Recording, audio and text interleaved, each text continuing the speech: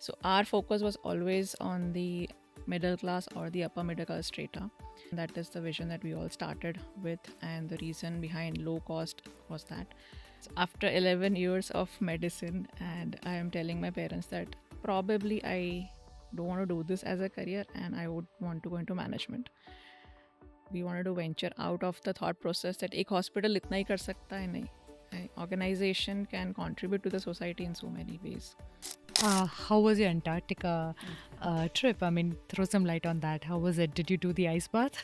Of course, I did. A different view that if I can do Antarctica solo, there are a lot of other things that I can manage on my own. So it was all in all a good trip. And ice bath, yeah. Freezing, but yes, highly recommended. In this episode today, we are talking to a very young, inspiring doctor who has been working relentlessly to provide healthcare services to the rural parts of India through her various outreach programs. Leveraging her medical background, she aims to extend her reach and impact even further. From practicing ophthalmology to managing a 300 bedded plus hospital, her drive is truly unstoppable. Tune in as we talk to Dr. Anuja Desai about her insights and fascinating stories from the rural India, about her insights on hospital management, and the amazing stories of her solo travel. MedTogs presents Scrubbing In Stories that Make a Doctor. Hi, Dr. Anuja. Welcome to the MedTogs Presents Scrubbing In. Hi, Roma. Thank you so much for having me. It's wonderful to be here, to be at your hospital, and it's a lovely hospital, I must say. And I Thank you. think, Thank you. yes, it is indeed. And I think it's just 7 years young, Yes. and yet, from what we were, from what we observed while we were coming and even talking with people around, it's one of those go-to names in the city. And I must say and appreciate you are the lady behind it. So, how did you manage to do this? Thank you. So I won't say I'm the only person behind this. I have a huge team who is handling this. So we established KD in 2018, Mm-hmm. and touch wood, it's been 6.5 years almost, and we are doing wonderful work. There's a huge team, a huge thought process that goes behind running a hospital, and I would say I'm very lucky that I have found the correct people who are absolutely invested in the vision with which the hospital was started. So that is why even after 6 years, and I would say after another 10, 15, 20, 25 years also, you would still feel that this hospital is as fresh as it has opened recently. Brilliant. And it's as clean and beautiful, I Yes, must say. thank you. So, I've also seen, that in line with the vision that you're talking about, um, though the infrastructure, the services that you provide here are at par with the best state of art Yes. institutes you'll see elsewhere, you are also making sure that you are not really charging exorbitantly. That's what I've heard from the people of Ahmedabad talk about the hospital. How do you manage that? Our rates, like of the entire hospital, are almost 30-40% less than the market. We are actually run by a trust organization. That is one Right. of the reason for these rates. Mm-hmm. But the vision was to always cater to all the class of people. Um, when we talk about healthcare, you always have government schemes. Right. So they cover the lower Right. socioeconomic status. For the rich, there are like plenty of options available. So our focus was always on the middle class or the upper middle class strata. They probably would not want to spend X amount of money in a corporate hospital, and obviously they don't want themselves to be seen in a government setup also. So that is the vision that we all started with, and the reason behind low cost was that. Another thing, we never wanted to compromise on quality. Right. So we have all the latest equipments in all the departments. We have the best of the best doctors that are available in India here.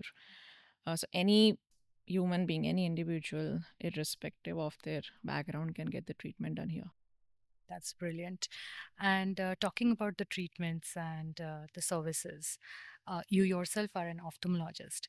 So, how did that journey begin? Was that always in the plan? I presume medicine must be, but then studying ophthalm, was that always charted for you? It was not, to be honest. Medicine was, yes, charted for me. Both my parents are doctor. My elder sister is also a doctor. So that was always on the chart. And mine was the first batch that was divided into A and B group when we entered into 11th. So mine was the first batch. Okay. And maths was again not my expertise, is still not my expertise. So biology happened that ways. Uh, my mom is a gynec. So back in school days when I was not a medico, I was like gynec तो मेरे से नहीं होगा Really? ये तो नहीं होगा. So gynec Okay. was definitely off the charts. But then during MBBS I started liking ophthalm. Right. I was investing more time in that. I used to draw all the diagrams, everything. It was those tiny things that fascinated me, and then I thought ophthalm is the branch that I would like to take it forward. Superb. So that was more like a natural calling to you as and how you progressed into your studies. Wonderful. So, as you said, your parents are medicos. I'm sure you have these really giant shoes to fit into. Oh yes. And every generation brings in something new to sort of stand apart and also to make a mark, right? And you are already doing that by handling a big hospital already. But what is it that you're bringing in new, furthermore, um, to match the giant shoes that you have ahead of you? So I wouldn't say that all the generations have to fill in the shoes of the Right. previous generations. Sometimes we just pick out the best guidance, best advice from them. So I am lucky that both my parents are doctors. So I have seen from childhood what medicine does to the doctor and what it does to the patient also. I've seen all their ups and downs. I have seen moments of joy as well. So all those things I've seen and I've grown. That gave me more motivation that this is something that I can see myself doing. And of course, every generation has their own set of thinking and ideology. That does not mean we don't follow what the elders are doing, but we kind of create our own way Mhm. uh, with the same ideology, but a little bit of twist that the generation brings in. Correct. And the generation next to us is again on a different path altogether. Absolutely. So I'm again lucky and happy both that my parents have always supported in my ideology, my thought process. And if I bring in a new idea on the table, also they'll always be supportive. It's never rejected. It might be they might guide me in a different way, but it's always an accepted idea, and I would know that they'll accept this thought of mine. Uh, for an example, after studying, like I did MBBS and masters, then I went to Chennai for my fellowship also. So that's almost 10, 11 years. After that, I put a new thought on the table that I want to do management. Oh, So okay. after 11 years of medicine, and Uh-huh. I am telling my parents that probably I don't want to do this as a career and I would want to go into management. Okay. That was a scary thought for me as well, Absolutely. but they were honest enough to give me their thought process also, and they pushed me, and then I did a course from IIM Bangalore also. Mm-hmm. So I'm an alumni of IIM Bangalore. I have done a Wonderful. management course, and then now I'm doing hybrid. So my job profile is hybrid. I practice clinical also and I do management work also. So Lovely. it's not like whatever the parents are doing, you have to blindly follow them. Absolutely. You just take the best advice from them and you always can create your own path. So, what is the new thing that you are venturing into now? So I'm a kind of person that I'm a Sagittarian. I get bored with same old Right. things. So I kind of end up bringing new things in the thing. So for management, we have new infrastructure coming up. We have new academic courses coming up. We do a lot of events. As a hospital, in the past 5 years, we have done events of. We have organized marathons also. We Okay. have organized Navratri functions also. So all those things which you don't expect from a hospital to organize, we have done that as well. That is what we wanted to do actually. We wanted to venture out of the thought process that एक hospital इतना ही कर सकता है नहीं. Right. Organization can contribute to the society in so many ways. Correct. Same for Oftel. I bring in new technology. I bring in the best of the best machines that are available in the world. And why not? Why Gujarat or why Ahmedabad has to be the last place? People still go to Bombay or Delhi or Chennai for healthcare. Why, I still don't know, because we also have the best equipments. We have the best of doctors available in our state as well. Still, people prefer wo metro city. That thing is Yes. still there. So that scenario we are thinking of changing, and probably I think we might have changed a bit also. Wonderful. And talking about those, the different areas that you impact, um, there's also a very big drive that I have seen that you are involved in, which is your drive to giving back to the community, especially in the rural areas. Don't you think that was something like riding against the tide because you're like a young doctor? Yeah. Usually, what we have seen is, most young doctors, particularly, from metros who have a big setup to work on, they're focused on their presence, their name, their social media presence, and a lot more factors. So, how did this thought of giving back to the community come to you? When was it? And how did you execute it? So this thought actually is 5, 6, or more than that, 6, 7 years old back, when I was in Chennai and I was doing my fellowship. There we had a huge community program running. So all of us, all the fellows, all the senior doctors were allocated one days for community training. In that, I would come across so many patients, and we all know healthcare is best in South India. So even in spite of that knowledge, there was still a huge sector of people that was deprived of the necessary healthcare. Hmm. So 2 years learning all that, I had that vision that someday, or maybe one day, whenever whenever I'm allowed to do that, I will probably want to start my own community project. It was never on the chart that I will start at this age or I will start it. ऐसा कुछ plan नहीं था. Nahi tha. And there was a thought one day, 2 years back, that I want to start this. Again, parents Backed. supported, of course.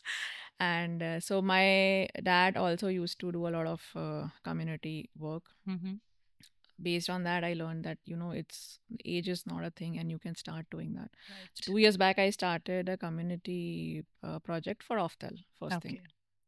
And with that, my entire hospital, all the staff, everybody supported. We had volunteers from different departments also who used to come with us in the camps. We had volunteers from admin also and on medicos. So everybody started enjoying that entire process.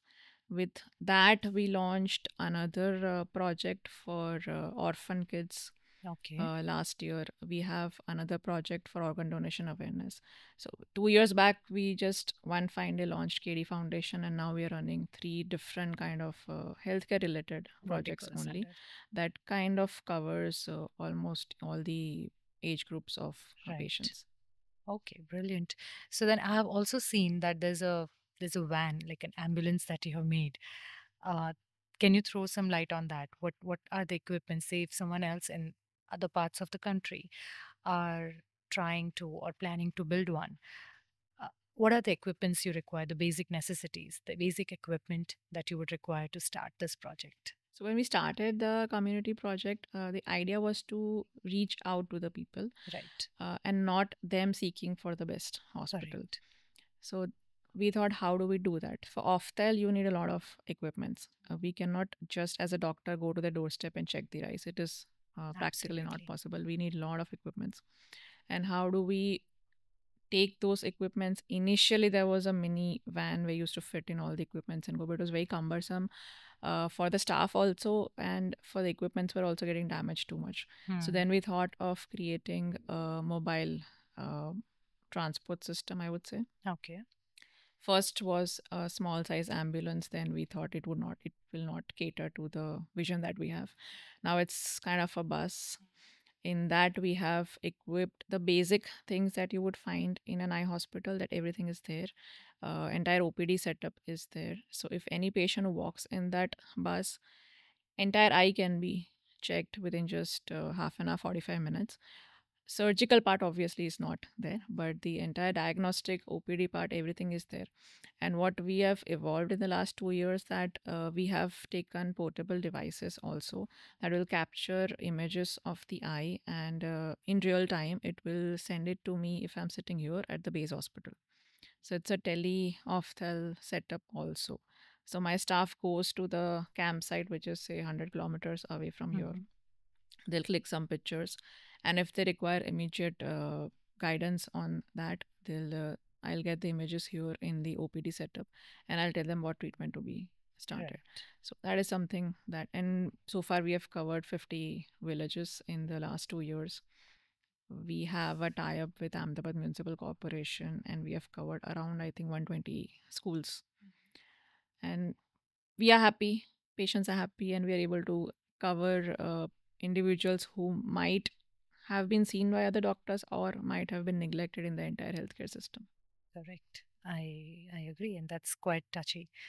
But adding on to that, sometimes it happens कि इरादा तो नेक है, but conveying the information is not always as easy because the knowledge is relative, particularly what you feel you want to convey or what you feel is already known may be some unknown or new information for the people on the receiving end. Here, in our case, the rural side of the country. When I saw your videos, right, it was so beautiful. You could touch the chord in that video because you started with a blank screen saying that what if this was the view, this is what you saw day in and day out. It was very beautiful because you could connect to the audience. um, how do you think you manage to connect with the rural people, as in terms of the language, because language is also sometimes a Yes, barrier. yes. um, Sometimes it's difficult for them to trust, understand, and process what you're saying.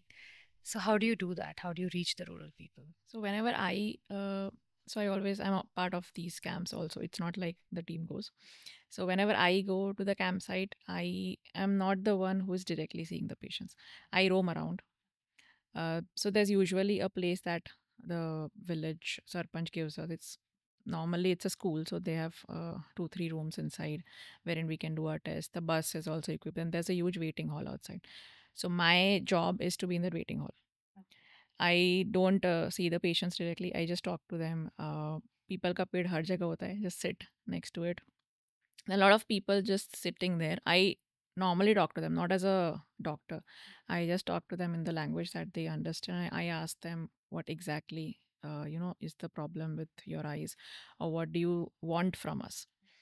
So with that, I understand what the society is lacking, what these people are lacking, Mm-hmm. what kind of awareness needs. So it's not a generalized awareness that we need to spread to every patient. Correct. I cannot go and tell everybody that get your eyes checked. Yeah, Yeah, exactly. so it cannot be generalized. Yeah. So I listen to their stories, and then we have a team meeting. We understand what kind of awareness is needed in this particular sector of the town. Right. There are a few locals also who are interested in these things. So whenever the camp is established, they come, they talk to our team. They sometimes help in vision testing also. They sometimes understand what actually is going on in the eyes. They help us in putting eye drops. So their interest also tells us that there are still people who would want to volunteer. And when their own people kind of try to explain to the other patients in the village, it makes much more sense rather than us who are not known to them. We have just gone there for the first time and we're asking them that you need surgery. Yeah. So they don't believe us much, but we try to convey it through their own kids or something, and that's how they understand. But yeah, awareness is lacking, but it cannot be a generalized awareness for Absolutely. all. Exactly. So I think the having the local people as mediators or the ones who are your flag bearers really helps you, right? So from what I understood, it's like you're saying that you go and do a Reiki once before you really plan a camp over there or before you establish your van there. So for doing the Reiki, you either have your team or you go there, you sort of understand the pulse of that particular town, and then you plan your camp over there, right? So as you said, you are usually stationed in schools. Where do you think the most attention is required?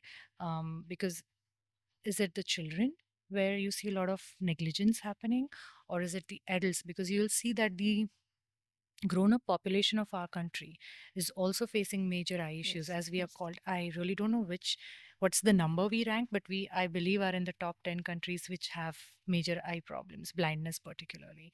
So what area is there you think you should first target when you're trying to raise awareness or reach to the rural So to areas? be honest, it would be both the sectors, Mm-hmm. both the extremes of the age group.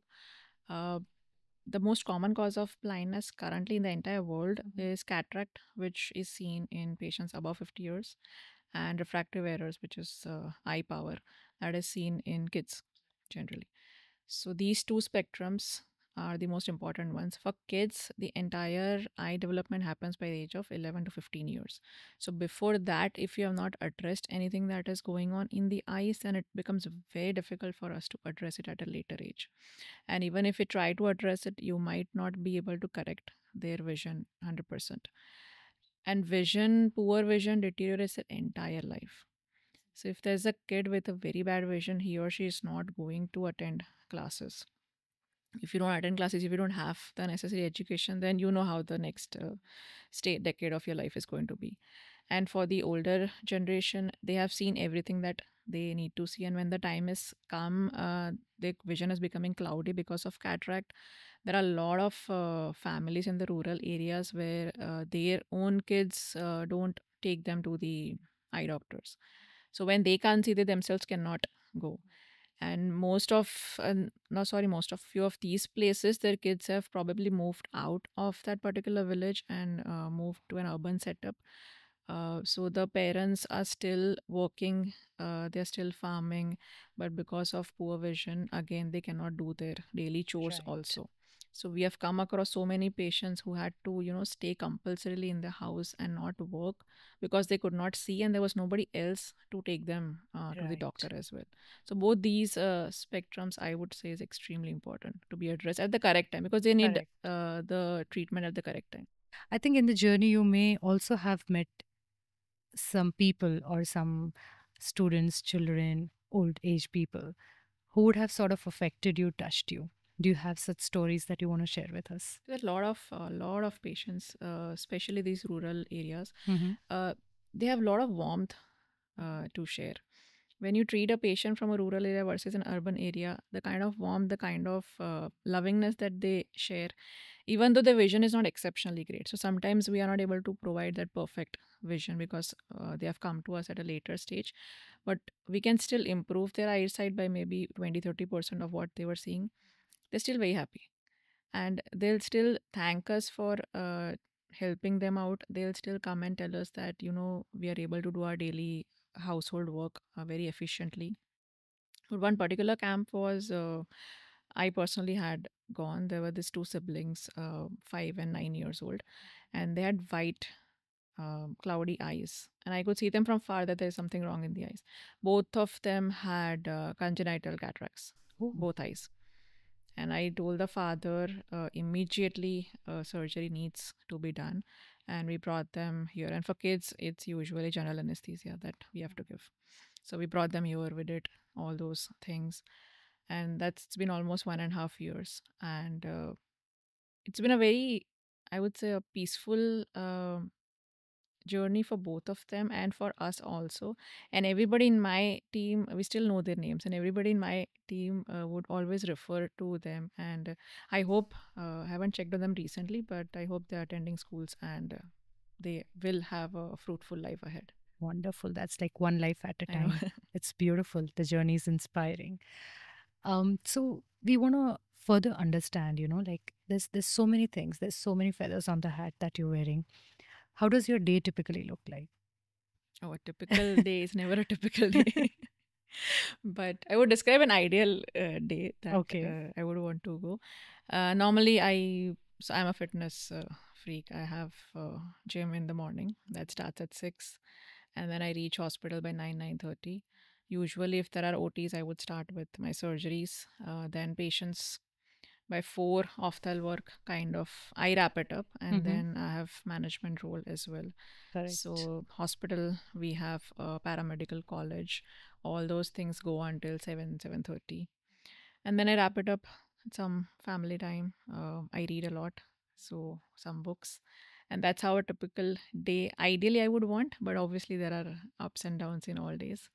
But it's all fun. It's whatever we do, even if it's not ideal, it's still bringing joy at the end of the day. Right. So the multiple roles that you manage, like how you said, I'm sure it must not be the same or the same easy way to start with because, as you said, you belong to a medical family. When you joined the institute, or when you started your work here, was it easy or difficult to be heard, particularly with women? um, it happens कि अरे ठीक है, बोला है, सुना है, निकल जाओ, एक कान से सुनो, निकाल दो. How did you establish your authority? So initially, yes, it's always difficult. And since I was not from a management background, and the people that work here, all of them have worked in healthcare management longer than me. My Right. expertise in ophthal. If you ask me anything about ophthal, I'll tell you. So initially, I was also learning from them. So I used to learn from them. I used to guide them on what to do. And I believe when you don't know anything, that is when you become the best version of yourself. And that is when you want to learn from everybody else. If you already know something, you might not want to learn more. But blank slate se start karna hai, so things become much easier. But now 6 7 years down the line, people have started listening. Now the roles have reversed. My staff, my employees, even my colleagues, they come to me for some guidance if they are stuck, and I'm happy that I'm able to provide them the guidance. And I still do get stuck. It's not like I have learned everything, but then there are people around me still that I can learn from them. I go to them for guidance. Right. कहीं भी अटक रहे, there are always those few group of people that you can go to, and they will guide you the best way they So you don't hesitate to ask as well. Yeah, that's wonderful. And like how you said, you enjoy reading books. Um, can we know more on like the genre you like to read, or the current read that you're going through, or what you're reading right now? So they started in COVID actually. Before COVID also, since school I used to read, but then there was a gap. I was a huge Harry Potter fan. So I read Harry Potter books like thrice, I would say. After that, it stopped. And then COVID, of course, even as us doctors, we still had some time on our hands. So I started reading. I have a mini library at my house. I have a library here as well. You would find a book in my bag anytime that I want. Mostly, I end up reading fictional, Mm-hmm. mostly. Okay. Sometimes when I get stuck in life, I want some extra additional motivation. Then the motivational books come Self-help into books come picture. in. Yeah, Yeah. yeah. So there are a lot of books that go on. It's not a genre that I would particularly pick. It depends on what phase of life I am currently going through, and I would want to reconnect with that. If some author is also going through the same phase, they might have written something. So that is how Yes. I pick my books. Yeah, I can quite relate to that because I think I do a similar thing. There's always something that I'm reading, but the choices always vary over And that there are period of times when I time. read two or three books, also different genres. Exactly. Yes, absolutely. So, any book that has sort of inspired you or stayed with you, has affected the way you execute yourself? There are quite a few books, but so I'm an introvert. Okay. There's a book Quiet by Susan Cain, a lovely book on introverts, and it also says about what extroverts think of introverts, or what introverts perceive that the world is looking at them. So it's a very nice book, and at many points I end up connecting कि हाँ ये तो हुआ है मेरे साथ. Right. And it even tells you in certain situations how to get out of it, or what you can do as an introvert, or what is expected out Hmm. of you. Right. So that book really connects, and I think I've read it twice, and I don't mind reading again also. It's a very nice book. Brilliant. Superb. I think that's a very nice book because I think sometimes, as an introvert, there's a fine line. You get perceived either as an introvert or sometimes as a snob. I have gone through it, so I know what you're trying to say. And yes, I have read this book, and I understand what you're trying to say because that has helped the way you break the shell, come out of your mold. So absolutely wonderful. And other thing that I've read about you or heard more is your wanderlust, your love for travel. So throw some light on that. When do you manage time? How often do you travel? And do you mix your work and leisure? How are your travel Probably plans no, like? no work and leisure. I don't carry my laptop. I don't carry any of the work gadgets. A phone also, I would prefer to be on airplane mode if I'm traveling. But that is something like a therapy for me, and I try to take out some time. At Right. least I need either a short or a long trip once in a quarter. It could be anywhere. It necessarily does not mean that I have my schedule planned for the next few years. ऐसा कुछ नहीं है. But it just needs to be some place where I can, unwind. I can gather all my thoughts, because when you're working here, like how I told you about my day, you don't really have any fresh thoughts churning. So you need that break. And in that break, yes, I might be talking about work or thinking about work and discussing with friends who have come with me.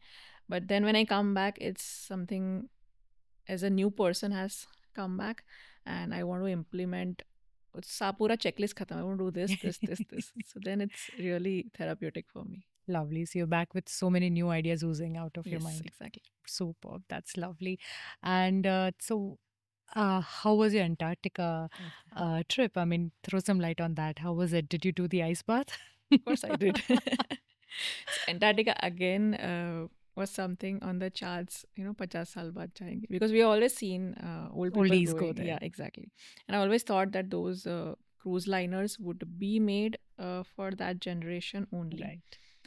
So I got a call from one of my friend that, do you want to join? I said okay. She's like, I have booked everything. I said okay, I'll also book the same thing.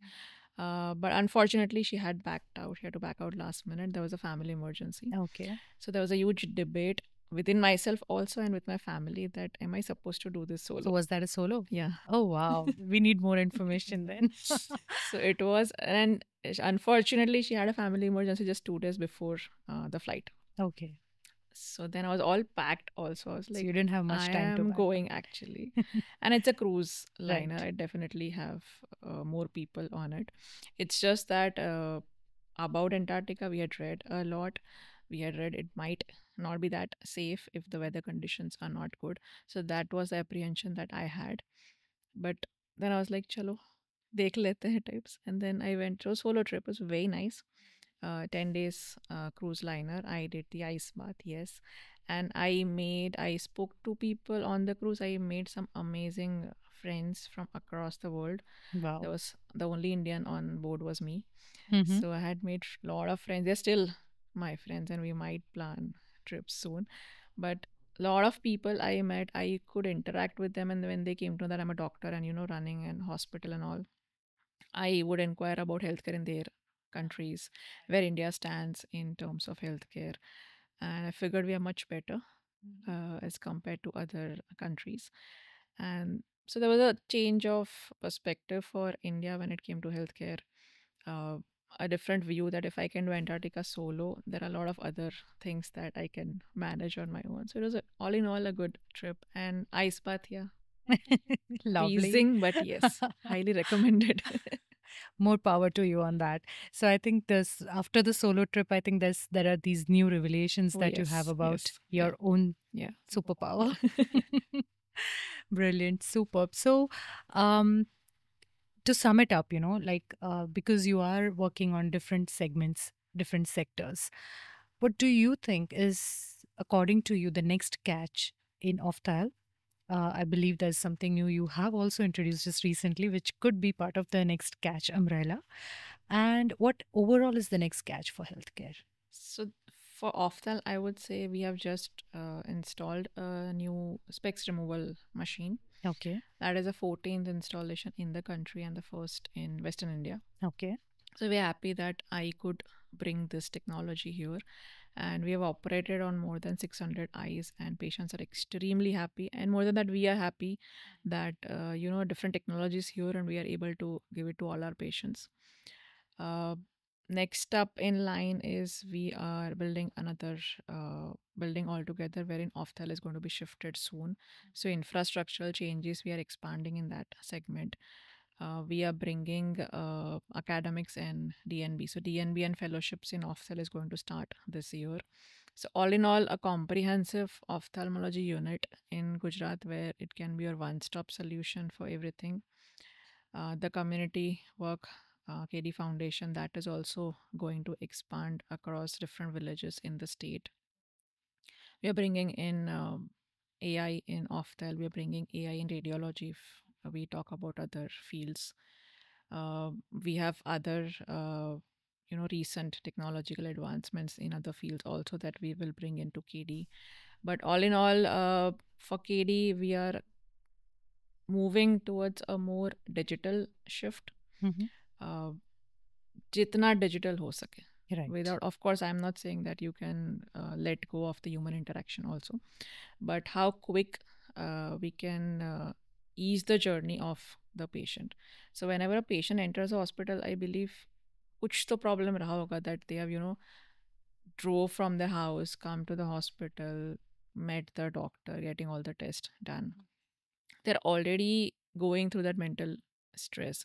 So how easy we can make their journey within the hospital, how stress free, how faster, how patients should know where they need to go next, what is their next plan of action, what is their next charting, how quickly we can cater to each patient, so we can see more patients throughout the day. With that in mind, obviously we will need technology, we will need AI. We also currently have virtual reality stations Hmm. installed here itself, Okay. wherein we showcase all our patients the indoor rooms. So at the admission desk, this is shown to them, so they don't need to travel on all the floors, check each room. That saves a lot Right. of time, so they Yes. can select which room they want to get admitted in. We have virtual reality in ophthal also, wherein we show them before and after of cataract surgery. So, how your vision is going to improve. See, all these things we are gradually trying to bring in. And I think that is the future of healthcare. A lot of research is going on in healthcare, and post COVID also that has increased across the world. And how much we can incorporate in our setup and based on patients' demand, I think that is the future of KD. Wonderful. So I think you are primarily focused on easing the process of stepping into the hospital for a patient to acquiring and receiving the Yes, complete health because care. that is what we can work on. Other Yes, things like disease management, it takes its own course. correct. Uh, if you have a fever, you admitted for fever. As a management person, I cannot tell you 2 दिन में ठीक होगा. It is Correct. going to take its own Yes, course. But how easy we can make that journey for you, that is right. what we're striving to do. Brilliant. That's superb. I think yes, and that sort of infuses confidence in the patient, I believe. So that's wonderful. That's superb. I had one more question, which was like for the younger generation who's coming in, uh, what are the key three takeaways or 3 points you would want them to inculcate? The ones who are currently probably pursuing ophthal or who are inspired by you, inspired by the other doctors in their surroundings, and who probably want to take up medicine. What do you think you want to sort of give a message to them? I would want to tell them that be patient. I know it's a fast world, everybody wants to achieve, and the next generation, few people that I've interacted with, they want results very fast. True. So that patience factor is not there. And medicine, healthcare, it requires you to be extremely patient. Even when you are studying or even when you're practicing, both sides this will help. So just be patient, focus on the larger goals in life. And we are always dealing with human lives at the end of the Yes. day. Irrespective of which branch you select, you are dealing with human lives. So in that, you need to be heavily invested. People select medicine for a lot of reasons. Some people genuinely want to do it, some have been forced into it. So all these things end result is that you're going to manage human beings, you're going to manage Right. some lives, and there is no scope of error. So Right. keep your focus on the larger goals. Just be patient. MBBS is difficult, is going to be difficult in the next coming few years also, and that is how it's always Yes. going to be. But end of the day, when that one single patient, has a happy, smiling face, I think that's all worth it. Super. Brilliant. I think the empathy and the patience. Beautiful. Thank you so much. It was wonderful Thank you, to Roma. know you in depth. Now, you want to know some hilarious side of it, maybe some Okay. lighter notes. Sure. We have prepared this questions, which we call them as the moments of burst. And they are really short, quick questions we have prepared for you. Okay. If you can Shoot. answer us. Yes, please. All right. So let's start. Okay. And in a curate, filmy medical moment that sort of works you. Ouch. Many? Many. Okay, maybe one if you can remember. I don't know, many or anything that I see on TV about medicine. I'm like, ऐसा तो नहीं है. Right, right. I But mean, I was recently talking about Bacha, uh-huh. Shah Rukh's movie, Yes, yes. where वो बकरे का आँख निकाल के, and I'm like, that time that movie was hilarious, and now that when I actually know this is not going to happen, so but yeah, I mean it's film industry. Yeah. Anything that they put across might not necessarily be true, but yeah, Right. दिमाग side में रख के yeah, देखने का. Okay, social work according to you is a responsibility. beautiful. Four most frequently used words by Oftal in the OT or maybe even by you. Look straight. It's light में देखो, don't move your eyes, just be patient. So my patients are not under any form of anesthesia. They're Mhm. like listening to me. They can see everything. So all these instructions, I constantly need to talk to them. And sometimes if they're very apprehensive, I talk to them about their life journey also. Some patients want to sing inside the OT, I allow them. So Wow. all those things keep on. It's a very jovial OT that we have. Beautiful. Lovely. Okay, best compliment that you received from a patient? Mm, Not nothing in particular. Uh, But when patients say that thank you for giving us your time, Mm. I'm a little taken aback. I mean, I'm here for you only. That is Wow. what I'm here for. So maybe I assume that not many doctors do that. I'm not too sure. But I think patients need more of our time. And that is what I probably give on most days. Bang on.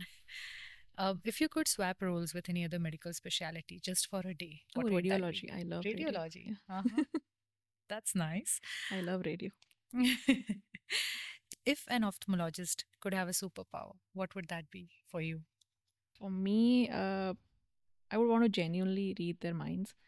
I would really want to understand what they're able to see with the eyesight that they have, because sometimes they are not able to tell me their problems clearly, or I am not Hmm. able to put that particular symptom in a particular form of disease. So I would really want to understand what they, especially kids, they never uh, tell us what's actually wrong with the vision. Agreed. So I would want to read their minds and understand. Wow. I hope someday through AI we are able to bring that to reality. Okay. Your top five items in your travel rucksack. Well, you are tempting me I to had to travel. touch that. I had to touch that chord. I'll have my power bank, Mm-hmm. passport, yes, Hmm. camera, or Mm-hmm. book. Book is always there. I have a book in my bag. And the And last one? let's say probably sunglasses. So these are the things. Superb. Um, we have seen you in some of the coolest scrubs on your Instagram page, like off the comfort zone or something that's different. So, what is your go to color, or what's the next one that Red. you're looking out Red for? is go to, and yellow or orange is the next. Super. All right. And last one, a signing off note or a quote that you live by. It's not a particular quote, it's a word that I really like.